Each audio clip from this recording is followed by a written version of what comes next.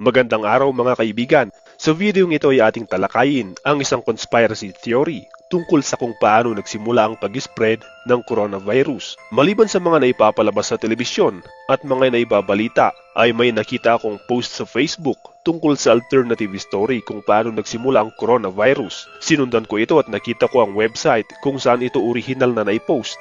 Hindi po ito galing sa aking kuro-kuro o opinyon, ngunit mula sa isa umanong nakakaalam ng nangyari bago pa kumalat ang virus. Ilalagay ko rin ang link ng website kung saan ko nabasa ang pangyayaring ito. Simulan natin ang kwento. Ayon sa post na ito ay sinasabi ng sumulat na siya ay miyembro at senior officer ng isang secret military intelligence ng China at malapit siya sa mga matataas na pinuno ng organisasyon. Mayroon siyang access sa mga sensitibo at highly classified na impormasyon tungkol sa nangyayari sa paligid na lingid sa kaalaman ng karamihan at simpleng mga tao kagaya ko at kagaya mo. Kasama na rin dito ang kanyang access sa mga advanced na kagamitang tanging ang mga napiling tao lang ang makakagamit. Ayon sa kanyang sulat, gusto umano ng committee ng China Communist Party na mapasailalim ang Hong Kong sa kanilang kontrol, ngunit tumatanggi ang mga mamamayan doon, kaya sila nag-alsa at nag-rally noong nakaraang taon. Malaki itong sagabal para sa adhikain ng kanilang bansa. Dahil dito ay naisipan nilang gumawa ng special weapon in the form of spray na kanilang ikakalat sa hangin para malanghap ng mga taong nagrarally sa Hong Kong. Ito ay isang klase ng biological weapon para sa malawakang target. Ang eksperimentong ito ay hindi lingid sa kaalaman ng Amerika. Idinagdag pa niya na ang Amerika at China ay hindi magkalaban gaya ng iniisip ng mga simpleng mamamayan dahil ang totoo daw ay may kooperasyon ng mga bansang ito para kontrolin ang pag-usbong ng iba pang bansa na maaaring maging superpower din. Ang binalak nila ay gumawa ng armas na kayang baguhin ang emosyon ng mga tao at kung maaari ay pabagalin ito ang kakayang mag-isip ng isang tao. In short, ang objective nila ay gawing bobo ang mga tao sa Hong Kong para madali nilang makontrol. Ayon sa kanya, ay una nilang tinipon ang maraming bilang ng mga bilanggo na tinawag niyang Islamic radicals at inilagay nila ang mga ito sa mga training camps sa Xinjiang province kung saan dito ay walang gaanong mga taong nakakapunta. Walang kamalay-malay ang mga bilanggong ito na ginagawa pala silang test subjects sa isang eksperimento dahil ine-expose nila ang mga ito sa isang walang amoy at hindi nakikitang experimental agents. Ang mga alpha chemical agents na ito ay may kakayahang baguhin ang natural na pagkakagawa ng katawan ng tao o hayop. Una ay binibigyan nila ng alpha chemical agent ang mga test subjects at pagkatapos ay inililipat nila sa isang special military facility sa Wuhan at saka naman ibinibigay ang pangalawang beta chemical agent. Maliban sa mga taong nanggaling sa bilangguan ay pinipili nila ang mga taong sa tingin nila ay hindi na mapapakinabangan ng kanilang gobyerno o ang mga taong tumutuligsa sa kanilang mga adhikain at ang mga ito ang kanilang pinag-eeksperimentuhan. Mapa human rights lawyer, Kristiyano, Islam, mga bakla, mga matatalino, mga dayuhan o mga aktivista at iba pang taong sa tingin nila ay walang silbi. Iniipon nilang mga taong ito sa isang testing facility at dito nila isinasakatuparan ang kanilang eksperimento. Noong una ay maganda ang resulta dahil bumaba ang talino o naging bobo at nawalan ng kapasidad ang mga taong ito na mag-isip ng naaayon sa pag-iisip ng normal na tao. Ito ay magandang balita para sa kanila dahil maaari nila itong gamitin laban sa mga aktivista na nagrarally sa Hong Kong. Ngunit nang lumaon ay unti-unting lumabas ang iba pang side effects ng mga chemical na kanilang ginamit sa mga test subjects. Pagkatapos ng isang linggo ay nakitaan ng kakaibang mga galaw ang mga test subjects. Naobserbahan nilang naghahalucinate ang mga test subjects na hindi nila nalalaman ang pagkakaiba ng totoo at imahinasyon. Naging malala ang kalagayan ng mga taong ito at dumating nga sa punto na lumalabas na ang dugo sa mga mata at tenga at bunganga ng mga test subjects na ito. Ang malala pa dito ay sinabi niyang natutunaw ang kalamnan ng mga taong ito. Ang mga taong na-expose sa mga alpha at beta chemicals na ito ay hindi nagtatagal ng 5 araw dahil nga sa pagkasira ng kanilang mga internal organ. Dahil sa palpak na resulta ng eksperimento ay naisip nilang walang silbi ang mga chemical agent na ito dahil masyadong delikado. Gusto daw nilang kontrolin lang ang mga tao sa Hong Kong at hindi patayin. Dahil nga hindi ito lihim sa Amerika, ay nagka-interes sila sa chemical agent na ito. Ginusto nilang kumuha ng sample para daw sila mismo ang gumawa ng sarili nilang eksperimento. Kalimitan ay pinagbibigyan nilang mga kahilingan ng CIA ng Amerika, ngunit dahil alam nila kung gaano kadelikado ang chemical agent na ito na kanilang naimbento, ay tinanggihan nila ang kahilingan na ito. Dahil dito ay nag-isip ang Amerika na may hawak ang China na isang napakadelikadong armas, kaya mas lalo silang nagka-interes. Nagalok sila ng malaking halaga ng pera sa isa sa mga mananaliksik ng chemical agent na ito, kapalit ng pagbibigay nito ng sample ng agent sa Amerika. Pumayag naman ang mananaliksik at ibinenta ang chemical agent sample. Natunugan naman ito ng intelligence group ng China at naabutan nila ang saktong pagbibigay o pagpapalitan ng pera at ng chemical agent. Nagkaroon daw ng shootout at may mga taong namatay, ngunit sa huli ay nakatakas ang nag-traitor nilang kasama. Ang malala pa nito ay nabasag ang vial na kinalalagyan ng chemical agent na ito at tumilapon sa lupa. Idinagdag pa niya na ang shootout na ito ay naganap sa Wuhan, China sa wild animal market kung saan naunang naiulat sa balita na pinagmulan ng coronavirus, na sinasabi naman ng ating bida na hindi raw talagang nangyari dahil ito ay isang cover-up lamang.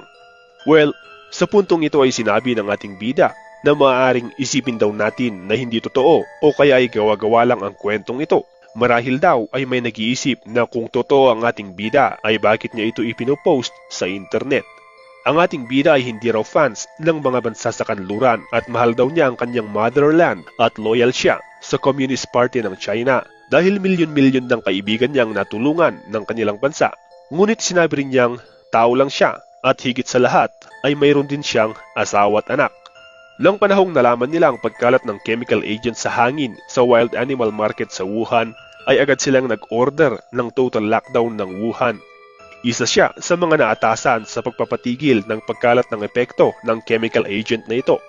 Dahil hindi na nila kayang kontrolin ang pagkalat ng epekto ng chemical agent, ay gumawa sila ng peking ulat na may bagong sakit na coronavirus. Inutusan nila ang kanilang mga tauhan na magpunta sa mga ospital sa Wuhan at sabihin sa mga doktor na kahit sino mang kakitaan ng lagnat ay i-diagnose nilang coronavirus. Sa panahong iyon ay uso ang pagkalat ng ordinaryong sipon at lagnat, kaya lumabas sa publiko na ang coronavirus ay hindi gaanong nakamamatay. Ang populasyon daw ng Wuhan ay mahigit kumulang na 11 milyong tao. At dahil sa pag-order nila ng lockdown ay hindi nakaalis ang mga tao dito. Ipinalabas daw nila sa media na 5 milyon ang nakaalis ng Wuhan bago ang lockdown, ngunit ang totoo ay hindi. Pagkatapos lang ng 1 linggo nang makawala ang chemical agent sa exotic food market, ay marami na agad ang namatay sa mga tao doon. Hindi daw nila alam kung ano ang gagawin sa mga nagkalat na bangkay, kaya inutusan nila ang mga nalalabing bilanggo na kanila sanang gagawing test subjects na ibaon sa hukay ang mga bangkay sa isang liblib na lugar. Ang ating bida ang naatasan sa pag-isip ng paraan para itago sa mga tao ang totoong nangyayari. Sa puntong ito daw ay nagsisimula ng makaramdam ng pagkahiya sa sarili ang ating bida at nag-aalinlangan na siya kung parang nga sa ikabubuti ng kanilang bansa ang kanyang ginagawa. Mas lalo daw siyang nagduda nang mabalitaan niyang pagkamatay ng isang whistleblower na doktor na si Dr. Li Wenliang. Si Dr. Wenliang daw ang isa sa mga naunang doktor na tumanggi sa utos nilang palabasin sa mga tao na ang sakit na ito ay coronavirus. Bilang parusa nila noong una, kay Dr. Wenliang ay pinapunta nila ito para samahan ang mga taong nagtatapon ng mga bangkay ng mga namatay na tao. In-expect nilang ang doktor na ito ay tatamaan din ng epekto ng chemical agent, ngunit nagulat sila nang makaligtas ito. Isang sarhento ang nagpunta kay Dr. Wenliang at siya ay tinurukan ng kombinasyon ng heroin at mercury na siyang dahilan ng pagbagsak ng kanyang baga na kanyang ikinamatay, at pinalabas nilang ito ay dahil sa coronavirus. Naisip ng ating bida na ayos lang na gumamit ang kanilang bansa ng kamay na bakal para sa ikabubuti ng kanilang paligid. Ngunit ang patayin ang doktor na si Wenliang ay mali. Kilala niya ang doktor na mabait at mahabagin sa kapwa. Sinabi niya ang bagay na ito sa kanyang asawa, ngunit sumagot itong mas mabuting manahimik na lang sila para sa kanilang ikabubuti, lalo na at binibigyan naman sila ng access sa mga mahahalagang bagay tulad ng mga medical supplies, at inisip rin niya ang kapakanan ng kanilang nag-iisang anak. Di nagtagal ay parang apoy na mabilis na kumalat ang epidemya at umabot sa milyon-milyong tao ang namatay. Ang sabi sa media ay 2% lang ang chance na mamamatay ang taong apektado ng chemical agent sa cover na coronavirus. Ngunit ang totoo ay 100% na critical daw ang dulot nito. Wala daw sapat na proteksyong makakapigil dito, maging face mask o sanitizers na mabibili sa butika. Sinabi pa ng ating bida na ang ospital na mabilisang ipinagawa ng China sa loob ng 8 araw ay hindi talaga ospital, kundi ito ay isang front lang dahil ang talagang adhikain nito ay gawing top secret facility. Wala mang available na proteksyong mabibili sa butika ay nasusuplayan naman sila ng special protective mask mula sa biomedical warfare kung saan ito ay gawa sa advanced technology. Tanging ang mga napiling taong katulad niya ang may access sa gamit pang medical na ito. Ang mga maskarang ito ay hindi rin totally safe dahil may expiration din ang effectivity nito kapag ito ay ginagamit. Minsan ay tinawag siya ng kanyang senior officer para puntahan ang ospital na ito sa Hushenshan. Nakita niyang normal lang na ospital ang itsura nito sa labas hanggang sa makapasok siya sa loob. Nakita niya ang napakaraming kama na hinihigaan ng maraming nasa unang yugto ng epekto ng chemical agent na ito. Narinig daw niya ang mga iyakan at sigawan ng mga taong nakakaramdam ng matinding sakit, ngunit lahat ng ito ay simula pa lamang. Sumunod siya sa tinawag niyang isang Corporal Meng na hindi raw tunay na pangalan para hindi agad makilala ang katauhan ng ating bida. Nagtungo sila sa mas paloob na bahagi ng pasilidad na iyon at nakita niya ang mas malalang sitwasyon kaysa sa kung ano ang nadaanan niya kanina. Ang section na kanilang kinaroroonan ay tinawag niyang middle section ng pasilidad na iyon. Dito ay medyo madilim ang paligid at nagkalat ang mga taong nasa mas malalang yugto ng epekto ng chemical agent. Malaya daw na naglalakad ang mga biktima dito, ngunit wala na sila sa matinong isip. Maliban sa kanila ay may mga nagbabantay din na mga taong nakasuot ng itim na uniforme na mula sa isang secret branch ng military police na hindi pa niya kabisado. Maliban dito ay nakikita daw niyang pinapahirapan pang lalo ng mga gwardyang ito ang mga biktima dahil malaya nila itong hinahampas o kaya ay sinisipa. Kitang-kita daw niya sa mga mata ng mga gwardyang ito ang kasiyahan habang pinapahirapan nila ang mga biktima. Pagkatapos nito ay pinagpatuloy nila ang paglilibot sa lugar na iyon at nagpunta naman sila sa sentro ng fasilidad na iyon. Gulat na gulat siya sa kanyang nakita dahil nasa libu-libong katawan ang nandoon na nakatambak. Maliban dito ay nakita niyang may daan sa gitna ng mga nakatambak na bangkay na ito at nang sundan nila ito, umabot sila sa pinakasentro ng lugar na iyon. Nakita niya ang ilang may sakit na pilit na pinagtatrabaho ng mga gwardyang nakadamit ng itim. Binubuhat at kinakaladkad ng mga ito ang mga nagkalat na bangkay patungo sa pinakagitnang bahagi kung saan naroon ang isang malawak na apoy. Sa pagkakakita dito ay nasyak daw ang ating bida. Nagpunta siya sa kubeta at siya ay napasuka. Paglabas niya ng pinto ay nakita niyang nakatayo si Corporal Meng. Ganun pa rin daw ang ekspresyon ng mukha nito na parang walang emosyon. Ngunit nakita niya sa kanyang mata ang pang-aalipusta. Pagkatapos nito ay umuwi na siya. Pag-uwi niya ay nabasa niya ang kanyang mga mensahe at ang mga update kung ano ang mga hakbang ng kanilang grupo.